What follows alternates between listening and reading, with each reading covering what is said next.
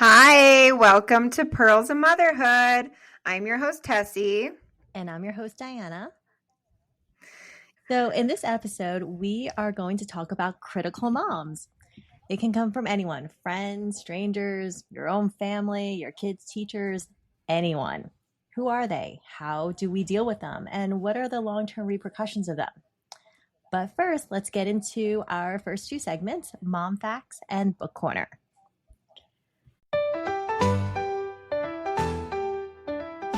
So, in Mom Facts this week, did you know that most mammal moms carry their young on their left side? The left-hand side bias may be due to the fact of sensory input from one side of the body is actually processed on the other side of the brain.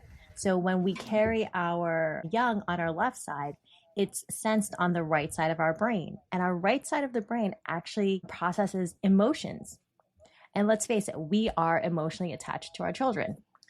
It's been found that even walruses have been observed to swim around with their young on their left side. And even babies are observed watching their primary caretakers from the left side more than their right side.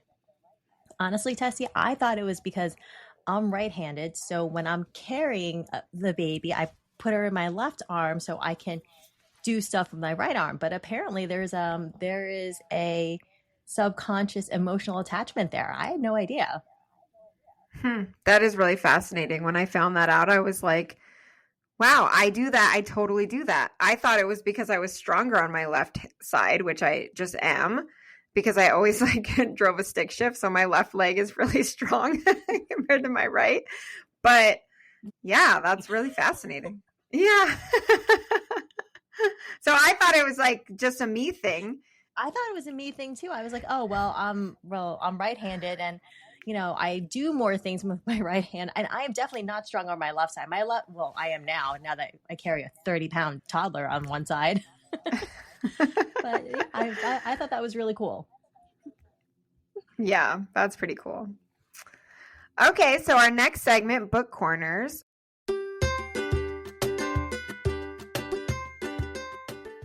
I'm sure a lot of you know this book series, the Little Blue Truck book series.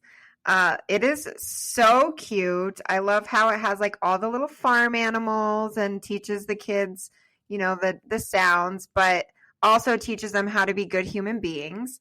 And we actually got the first book in this series from one of my husband's friends, gave it to us when we were pregnant with our oldest son. And we obviously knew nothing about parenthood or anything. And so it was the coolest gift because there's a whole series. All of my kids love it. They love the Little Blue Truck and they learn along the way. So they're learning the sounds of the animals and they're learning rhyming. It's a rhyming book and they're learning all about basically how to be a good person, which is very important, especially now. Mm-hmm. So highly recommend Little Blue Truck. I love the Little Blue Truck series. When you mentioned it, I got so excited. My first exposure to the Little Blue Truck was actually through a gift also. I think it was Little Blue Truck's Halloween. A neighbor gave it to my daughter as a Halloween gift. And I thought, okay, this is cute. I started reading it and I love the cadence of it, the way it rhymes. And like you said, I love the message of being kind. Ever since that book, we've gotten into the series, and there are instances in different books where there are trucks and cars that are rude to the Little Blue Truck, but he still finds it in his heart to be kind and to do the right thing. And in the end, everyone's day is better, and they all become kinder. Yeah, it was nice. Yeah, and he teaches them. Well, this is a lesson that you can learn when you're kind to other people and your friends and you help them out, then they will in turn help you out. It's kind of also like a lesson of karma, which kids definitely need to learn, I think. Absolutely. Awesome. It's also a nice reminder as an adult too. It's like, oh yeah, I need to be nice more often. Yeah.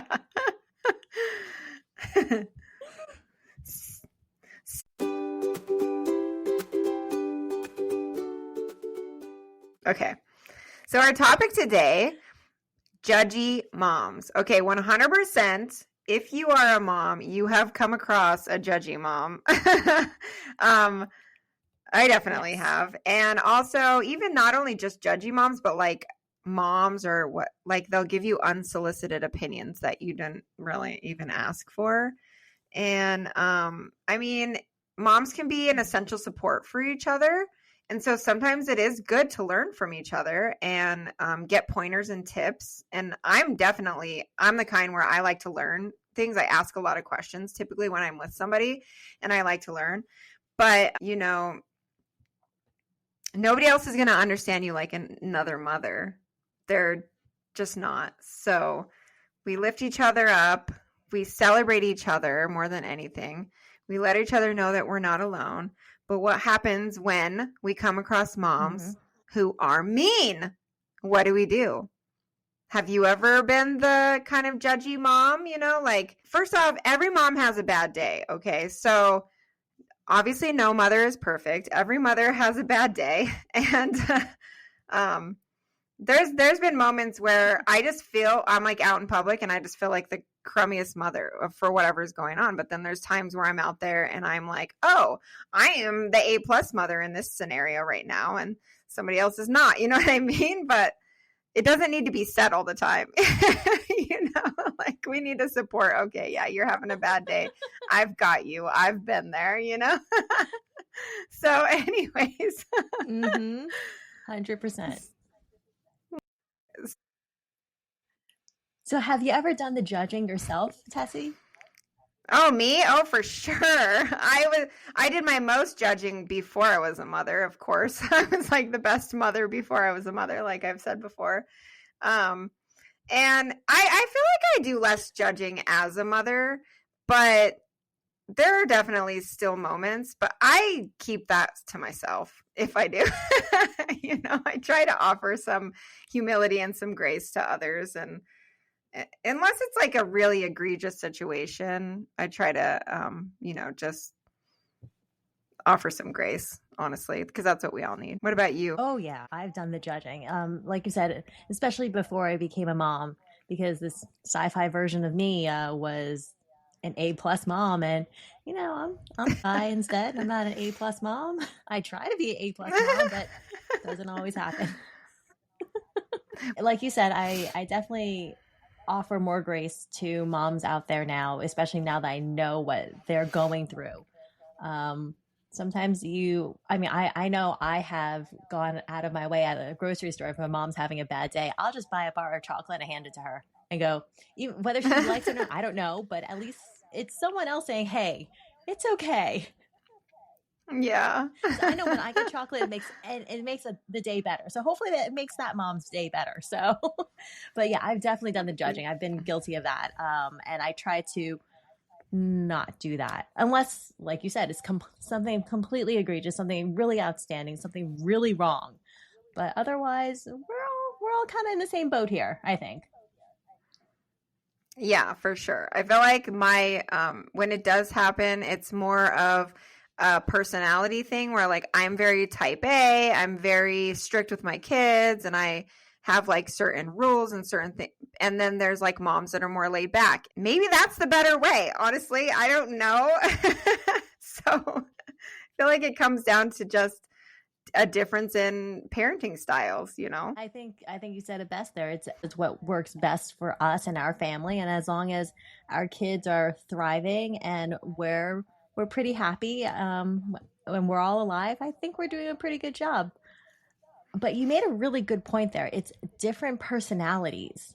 I think that's key. I never thought of that. That is very insightful. It's definitely, I am a type A person just like you. And when it comes to someone who is a little bit more laid back, and I wish I could be that way, I go, well, why? Why are you doing that? And you're right, that is a trigger for me. Thank you for pointing that out. Yeah, and I think, and on the flip side of that, I am 100% sure that those parents probably think that I am like this crazy controlling mother who's going to screw up their kids psychologically. I mean, I could just imagine what like a laid back mother thinks of my parenting style. So, but I'm sure there's goods and bads to everything, but really at the end of the day, what I think is the most important is number one, pick your battles. And number two, I have gotten to this place, but it took me several children. But I've gotten to this place where it's like, if it's not life or death or going to be detrimental to them long term in their life, I got to try to let it go, you know? And so try to have a little bit more laid backness in my life. I am still learning that lesson. I agree with you there, but I'm still in my early motherhood days, so everything is still gets under my skin, and I'm still fighting nearly every battle. And I look back at the end of the day and go, that was a bad idea. You need to rethink your strategy for next time. Yeah, I feel like you have to just have 2 more kids before that will come to fruition for you. Well, then I guess I'm fighting every battle because I'm pretty sure I'm done. It'll be all right. I'm sure it gets easier. So, is there a real reason for this criticism, do you think? I don't know. Really, the answer is probably no, really. But the problem is that, you know, we're all unique. We all have our own opinions. And so I think it is natural for us all to feel like there is a right way and a wrong way to do things, you know? And so I think people could justify the criticism in their own minds. Honestly, I do feel like maybe there is actually, when you think about it, maybe there is a reason for the criticism. Like maybe it's not necessarily a bad thing. Maybe it is a good thing where if you're if you can like introflect, if that's a word, onto yourself, if somebody does kind of criticize you on something that you are doing, maybe you can learn from that. Maybe it's not necessarily the worst thing in the world, as long as you just don't like take offense to it and then write that person off, you know? I don't know. I think that's a good point. It's a good time to kind of, like you said, reflect and kind of look into yourself like, okay, why is this triggering me? Although I have to say that's really hard for me to do. Unfortunately, I'm still working on that part of taking feedback well, and I'm quick to be defensive, especially when it comes to my kid. I'm excited when I find out that something works. Like, hey, you know, putting her in the tub like this works really well, but it doesn't work for every mom. Like you said, it's individual. But I get really excited and passionate about it and go, no, this is the way. Well, it's the way for my kid, not necessarily for your kid. So I do have to reel that back a little bit. Yeah. And I do feel like what I have learned over time is that I feel like the older generation, when they kind of come across as like judgy or critical or give you unsolicited advice or opinions, it's like, it almost feels like they think they're getting like a second chance to do it all right or something with your kids, you know, especially when it's family. And maybe that's not necessarily how they did it, but they want to like impart their wisdom and be like, okay, well, this is where I messed up and this is where I went right. And this is where, you know, it probably most likely comes from a good place most of the time, not all the time, but it still can hurt. Like it still can really hurt your feelings sometimes, I think. Yeah, because it calls into question your judgment, and we put so much into our kids that we want to do what's right. And when someone points out, hey, maybe you didn't do the right thing, you go, wait, did I mess up my kid? And it's personal. It's a personal insult. Yeah. And I'm already at least constantly wondering if like what I'm doing is right or gonna screw them up or whatever. I don't need any extra doubt put in, but I have learned over time that I kind of just be like, okay, take it with a grain of salt. If I don't like it, well, like I've said before, I follow my gut like 99% of the time. And when I don't, that 1% usually goes wrong for me. But, you know, I'll take it. And then if it's just something where I'm just like, okay, this actually isn't going to affect my kid in any way, I just kind of just brush it off and just be like, okay, well, thanks for your input, you know, like I would do with my 3-year-old. Thank you. Mm-hmm. Thank you. Bye-bye. I know that sometimes I get it from not just family, and I think from family they mean well, but I get it from strangers people at the grocery store. So I'll share with you an example. Was the other day I was at Target, and my daughter likes to run around, and one of my biggest fears is losing her in the store. I think almost every mother out there fears. So Yeah. mine is a runner, and so I got a leash. It's not a leash that goes around her neck. It's one of those harnesses. She's got little butterfly wings on the back, but I do have an attachment. There's a little hook on the back, and I attach myself to her as so she has some leeway to run off, but she can't get too far from me. And I had a mom look at me and go, "No, she's not a dog." And I said, "I know she's not a Oh. dog. She's a human that I don't want to lose. Thank you very much." Um, And you know what? Oh Good my for that gosh. mom. Maybe she's never lost her kid or had really well behaved children who are always at her side, but mine doesn't do that. So I'm going to do what I need to do to keep my kid with me and not shut down a store and go into a panic Yeah. attack. Yeah. Yeah. I mean, there are moms out there that just wouldn't care about that, you know? So it's just a difference in style, and that's what you chose. Mm-hmm. Works for me. It didn't work for her. That's good for you. But yeah, I get it from strangers. Sometimes I feel like I get it online too. If I'm looking up something, if I'm researching an article, I like to read through the comments sometimes.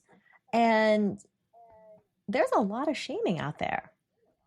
Really? Different I don't people read comments expressing their online. opinions, which is great, but there's a lot shame on you. Really? Like what? Like I was reading an article about I think it was it wasn't an article. I think it was one of the celebrities. She brought her daughter to the dentist, and I think her daughter was a little bit older. She was, I think, 3 years old. And yes, I get it. It's recommended that you bring your children in as soon as they start teething to a dentist. And the mom was just really proud of her daughter for going to the dentist and sitting through a cleaning, and that's not an easy thing to do. I know for an adult it's tough for me. I don't want to do that, much less a 3 year old. And she was just being proud of her kid, and people were saying, "Oh, you're this is the first time you brought your kid to the dentist? Oh, how Oh my dare you? gosh. You should have been going before." In retrospect, yeah, maybe she could have, but I'm sure there were reasons that she didn't bring her daughter. Maybe she did try. It was a complete disaster. But the point is that Mhm. that celebrity mom was just proud of her kid. And I felt bad Mhm. for her. Yeah, it's really easy to be a hater online because you're anonymous, you're not in front of the person, and none of these people would say this stuff to anyone's face. They have all this courage behind the computer screen and they love to impart their opinions that are just absurd. First off, I don't know what number child this child was of this person, but I can tell you that, like, you for sure don't do everything right when you have your first one. Like, you're learning on your first one. Like, you're literally not going to get Mm-hmm. hardly anything right when it comes to the first one. So, like, for them to be judgy about that, at least she took her in, you know? She learned. I That's don't know how to surprising. describe it. Yeah. I mean, I don't take my kids right when they first get their teeth, but their first cleaning is at 2. I feel like that's when they're like capable of sitting still. So I'm not going to bring them in and have them try to do something that they aren't really that capable of doing. But I mean, does anyone take their kid in when they first get their teeth? Probably. There's probably some that do. Did you? So I listened to my pediatrician's guidelines, and I said, "Great, I'll bring her in." And I brought her in when she was a year old because it was so hard to get her in beforehand. All the pediatric dentists around here have a really long waiting list. There's not that many around here. So I Mm-hmm. brought her in, and it was it's a struggle. She's scared, and I fortunately picked a dentist who has playtime. So the last few visits, I bring my daughter in every couple of weeks, and she just goes in with her little stuffy that has teeth, and her hygienist will clean the dinosaur's teeth in front of her, and it's playtime to kind of get her acclimated to it. But she's terrified. She's screaming. She knows the exit door. She knows how to get in and out of the place real fast. And a part of me wishes that I did wait until she was older. But I Mhm. said to myself, okay, I'm going to follow guidelines. And I think it's for some moms, some kids are great at it and great for them. You know, good dental hygiene is essential. But for me, even though I bring my kid, it's hard to do. I have to really brace myself before I go in because I know how hard it's going to be for her and for me. So I can understand why there are some moms who wait. Yeah, and I do also think that potentially the reason that she was so scared and that maybe this has caused like a lifelong fear of dentists now is because she wasn't old enough for you to actually explain to her what was going on. And at 2, you can explain to them and they can like get excited and stuff. And so I don't know, maybe that's just my gut, like why I always wait till 2. I've never even tried before that. But like I do want to be able to explain something to them if it's going to be a new experience because I don't want them to be scared of it. Yeah, maybe that's why because she just had no idea what was going on. I Yeah, I agree. And so the reason why I brought her in was I thought, okay, the more exposure she gets, the better it's going to be. But at this point, I'm kind of like, oh nuts. Did I really make this bad for her forever and ever? And I'm hoping not. We No. have another playtime appointment coming up, and she's starting to warm up to it, but it's still a struggle. It's still a struggle. The Well, guidelines are it's there, and I think you need to listen to your own gut when it comes to that. yeah, and it's like anything with kids. Like the more she does it, the more she'll warm up to it. It's just like when my boys, when I would first like take them for a haircut, it wasn't their favorite thing in the world. But now they're excited to do it because they have to go like once a month. Boys are so expensive in that regard. It's interesting that you say that about haircuts too, because I was at the salon yesterday getting my hair done. I was talking to my stylist who does my daughter's hair, which is a complete disaster. There are times that woman is a saint. I bring my daughter in for a trim and it's so bad. We don't get charged for it because it's so bad. So I was talking to her and to my stylist and she goes, "Oh, just bring her in. Just bring her in for playtime.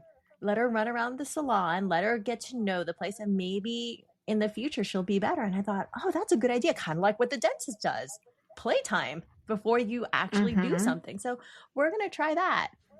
But I have to say, when I brought her into the salon, I thought I would come across really judgy people because that first time was she was screaming like a banshee, which I understand. There's a stranger coming at you with a pair of scissors and cutting off pieces of your body, your hair, even though it doesn't hurt. She doesn't know that.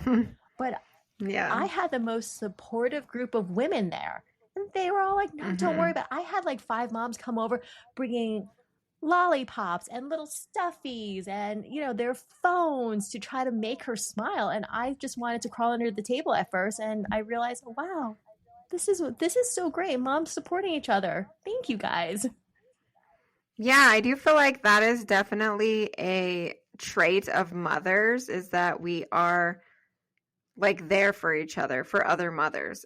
That women are not they're not capable of outside of being mothers. I feel like women are so catty in general, and competitive and stuff like that. And I just feel like motherhood Mean brings this girls. whole other, yeah, mean girls. And so, I mean, I'll tell you, I have some mean girl friends in like my play date groups and stuff. Sometimes I wonder if it's middle school, honestly. But like the one thing that mothers do is like, especially the seasoned mothers will support other mothers. And I think that's a great thing. I think it's awesome. I think anyone who has like any kind of like judgmental stuff, it comes from like a place of insecurity. I think they recognize something in themselves that they see in you that they don't like. It's a reflection of themselves. Yeah. And it's ego protection, they got to be like alpha like mom or something, like I'm better. Or what I have experienced personally is um it's mothers who have raised their kids. Most of the criticism I get is like this.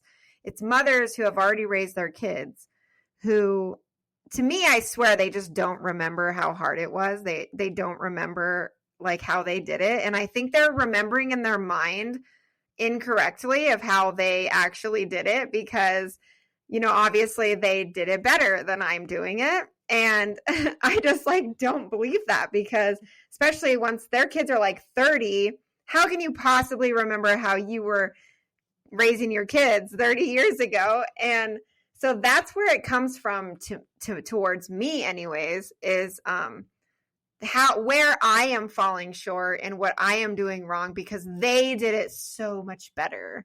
So I feel like that's where it comes from. It's probably like false memories. I think that's like a big one of them.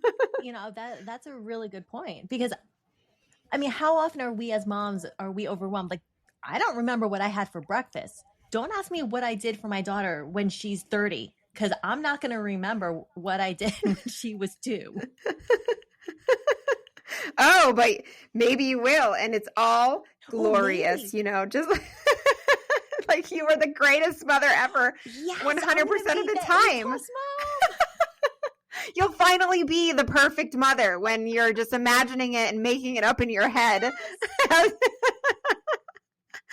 So again, that's what I feel like. It comes full circle. So I'll be the perfect mother. Before I had kids, I was a perfect mother. And then after I've mothered her and she's an adult, yes. Again.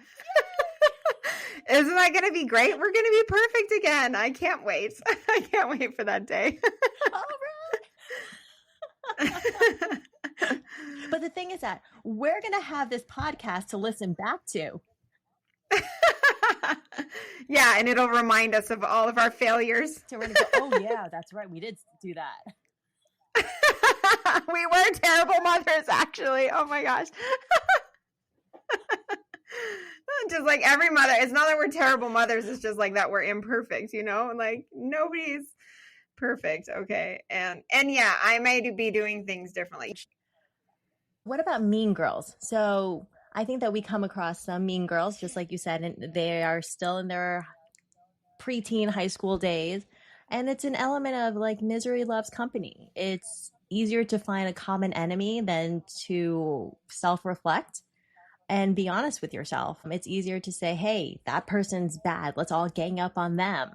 I think that has something to do with it too. There's some people that never leave high school. Have you noticed that? Like they just are perpetually thinking that they're like living in high school and they never grow up.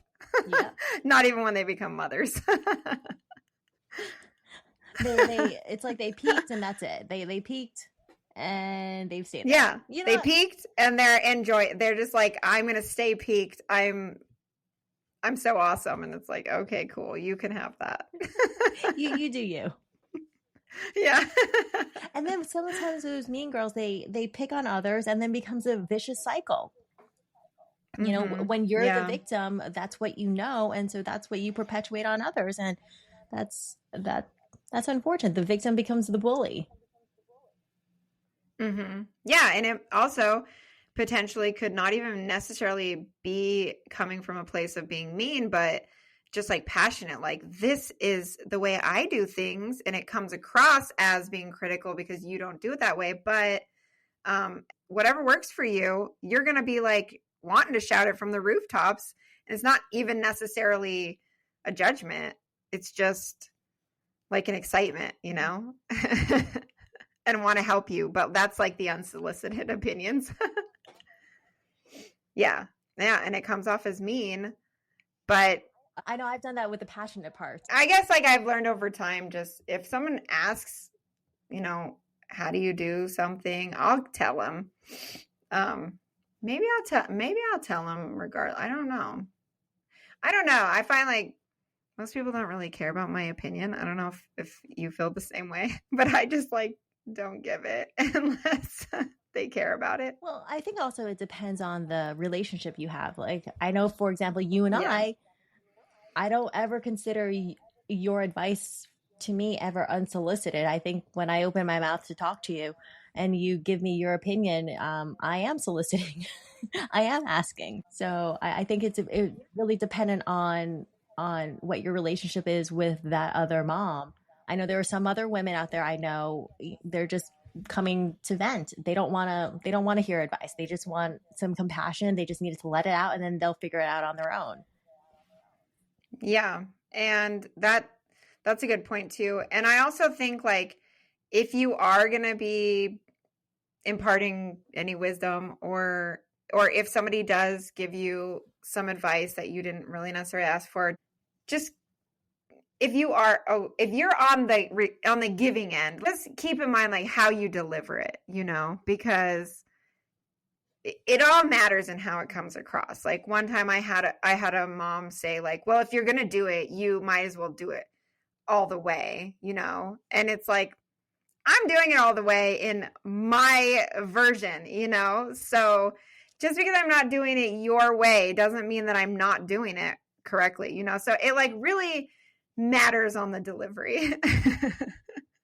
Just like with tone of voice matters with your kids, how you deliver it. Absolutely. Yeah, so like, yeah, they mean something, and there are repercussions. Absolutely. Like it can take a toll on your mental health, can increase the incidence of depression. You are always thinking about, oh, am I doing this right? Am I second guessing myself? And it takes a mental toll on you. Yeah, I feel like as mothers, we're always second guessing ourselves as it is. We're always wondering, like, is this what we're doing right? Is this going to be right in the long run? Did I mess up? Did I do something wrong? Like, we don't need any added peanut galleries sitting there putting more doubt into our minds, honestly. Agreed. And I think a part of that, so I get resentful. Yeah, it can cause resentment, damage your self-esteem, damage your relationship and the trust that you have with that relationship. Mm-hmm. Yeah. Absolutely. Absolutely. It's not a great thing. So how do we cope with mean moms? We're going to come across them. What should we do? How do you deal with them? Oh, it just depends. Like sometimes I'll just roll my eyes behind their back. It's so funny. There's actually this mom that we know. Okay, I got to tell you this story. It's so funny. I kind of make fun of her behind her back, but because she's like so ridiculous, but she's like, my kids, like all they do is just read all day. They just read all day nonstop. And then I put them to bed and then they just read for an hour and go to bed. And I'm like, okay, sure. So I just like kind of just let her have her glory moment. Like, yeah, sure. Your 7-year-old just sits there and reads all day long every day. Like a 7-year-old does that. Okay. And I just roll my eyes. That's just one gem from this particular mother. She's always giving me good stuff to laugh about with my husband. So then that's kind of how, I guess, like humor. I cope with a lot of things using humor. So I'm like, man, her kids just got their master's degree last night. Didn't you hear? And they did it all by themselves online because they're so smart. All they do is read all day. Didn't you hear? So I like joke with my husband. That's pretty much how I cope with it. Well, I think humor is a great way to do it, because otherwise it really gets too hurtful. And you know what? I'm sure there's a part of her that is proud of her kids doing that stuff, and she just needs a platform to sound off on it. And she found you. It's a good thing you just roll with it. Well, I do, but I will tell you though, like I know of other moms who it does make them feel like inferior mothers, and they're not. You know what I mean? So like, and even me, I'm a very like confident mother in my like mothering abilities. And even me, it makes me doubt like, oh my God, my 7-year-old still likes to play with toys. He doesn't just sit around and read all day. Like, what am I doing wrong? And I don't think that's a good thing to be putting out into the universe personally. But yeah, if you're a mom like that, don't do that because it makes other moms feel bad. Should be kids. Yeah, kids should be kids. Like it's defeating. Yeah. It is. With this criticism again. What are the repercussions? It's defeating, and it's just not Yeah. necessary. I know that sometimes when I hear criticism or feedback, I just have to take a deep breath. And I'm quick to temper. I have to take a deep breath and just try to remind myself that I'm in control about how I react. And I can't control what they do. They can go off and poo poo anything I do, but I how I handle it is how I handle it. And I'm in control of that. And that's easier said than done. Yeah. And it also goes to say that like not every statement deserves a reaction and doesn't deserve your energy too. Sometimes some of the things are so absurd that you just like need to ignore it and just be like, that's just absurd. Roll your eyes and move on. I roll my eyes a lot. Have you noticed? It's one of the reasons why I love you so much because I do the same. I roll my eyes all the time. And I wonder where my daughter gets it from. Yeah. But sometimes there are situations, like you say. So I do rebut and I do assert myself with kindness. I try to reassert myself with kindness. And again, it's going back to controlling my own reactions. But there are times like that woman at Target. Okay, great. Yeah, I know my kid's not a dog. Thanks for the update. But I'm gonna do me. You do you. I'm gonna do me. So there are times that Yeah. is just necessary. And then I leave. I take myself out of the situation because I don't need to be there. No, you don't need to be there. You don't need to be around people like that. And then what you can do is you can call me, Mm-hmm. you can call a friend, and you can just vent about it. And we can have a good laugh about how absurd some people are. Absolutely. So if you ever have anything out there that you want to share with us, you can please email us at ideas@pearlsofmotherhood.com. We would love to hear how you cope and what you do and some of the ridiculous criticisms that you come across with. Yeah, that would be really interesting to hear, like what other mothers hear. So how do we not be a mean mom? We're here, you and I are here to talk about being supportive moms, but we are guilty of, being critical every now and then. So how should we not be a mean mom?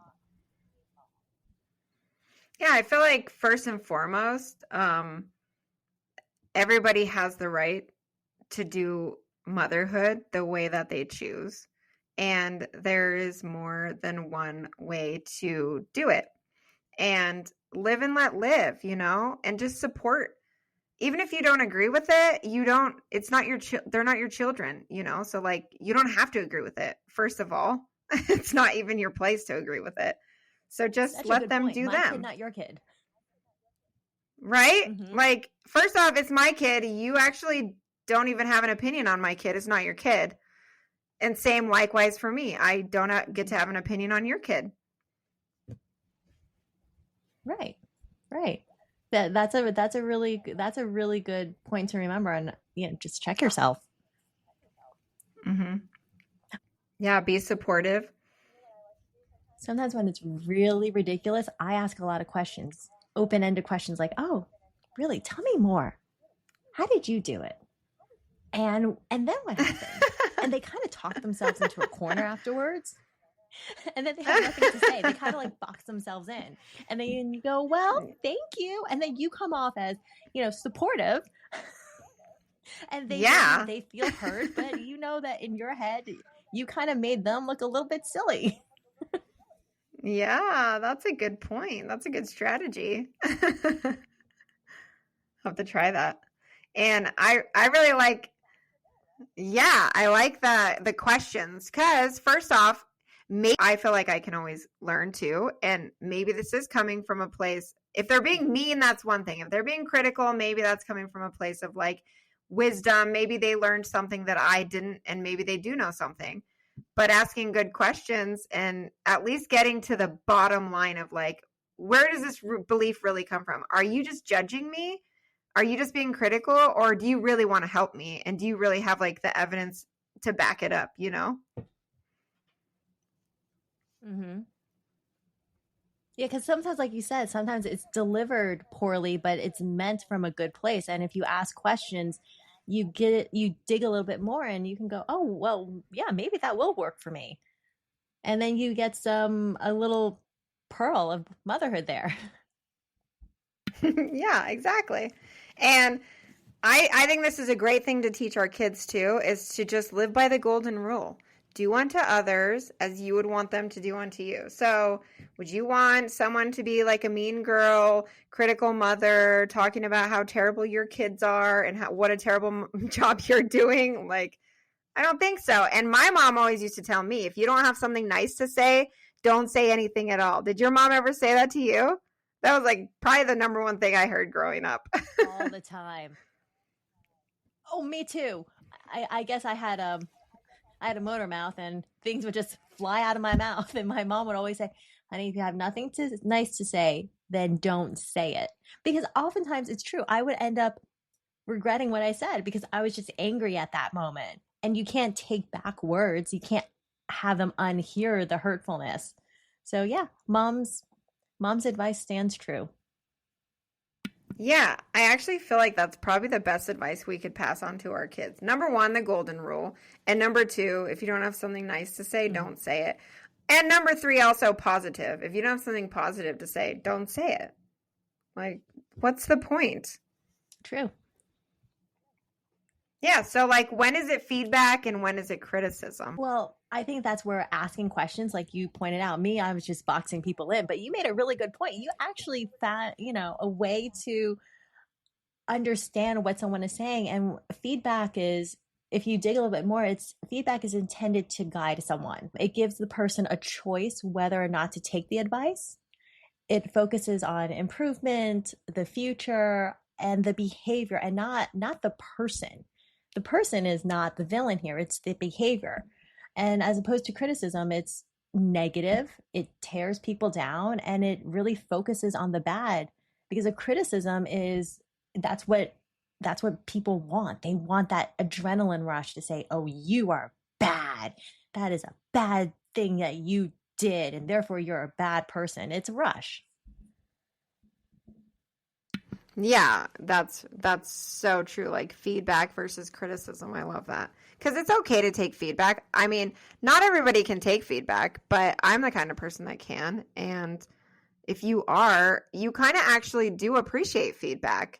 But it, like I said, it all depends on the delivery, whether it's feedback or criticism. It really is dependent on where it comes from, right? When we have to figure out when do we listen to feedback. For example, when I know it's like from you or from my mom, I know it's feedback and not necessarily a criticism, as opposed to someone else who is just mean spirited. They're to me not a trusted source. Yeah, or if it's somebody who is constantly like kind of criticizing other mothers, like in your presence or like it's probably more just a negativity type of thing. And I wouldn't even take it personally, honestly. Absolutely. You really need to look at the whole picture. Like, look at your kid and say, are they thriving? Are they happy? Are they doing what kids are supposed to be doing? And if your kid is, then most likely you're doing the right thing. And what someone is pointing out to you is just being mean. Yep. So just let it roll off your back. You do you. Go with your gut. That's right. That's my biggest thing. Mm-hmm. Yeah. I love that. Just go with your gut. I'm going to make that your gut personal quote. We need to add that to our merch. Like add that to our store. We'll have cups and like shirts and stuff. Go with your gut. Yeah. Yes. Water bottles. I'm going with my gut. Mm-hmm. Yeah. And only our community will know what we're talking about. Yeah. Sweet. It's like when you know. Yeah. Yeah. So, moms are a community. We're like our own community. We can choose whether we're supportive of each other or critical, or if we're tight, or if we're like divisive. And, we all come across criticism in our lives, but ultimately it's our choice whether we let the criticism in. It really is our choice. So, like I said, you can just let it roll off your back and say, okay, thanks for your opinion. And thank goodness for mom friends, right? Because when those sneaky words get in there, you have someone to vent it out and really have a sounding board. Mom Yeah. communities are the Yeah. best. Like, that's why our community, finding like-minded and open and supportive and just mostly just very accepting mothers in our community. If you can do that, you're golden. I totally agree. Well, I think that's all the time we have for today. Thank you so much for listening to us at Pearls of Motherhood. Feel free to contact us at ideas@pearlsofmotherhood.com or visit our website at www.pearlsofmotherhood.com. We would love to hear your thoughts on this episode and any ideas for future episodes. After all, we are a podcast for all moms, and we would love to know what you'd like to explore. New episodes will drop once a week on Friday, so stay tuned for more fun and more pearls. Have a great day. Talk to you soon.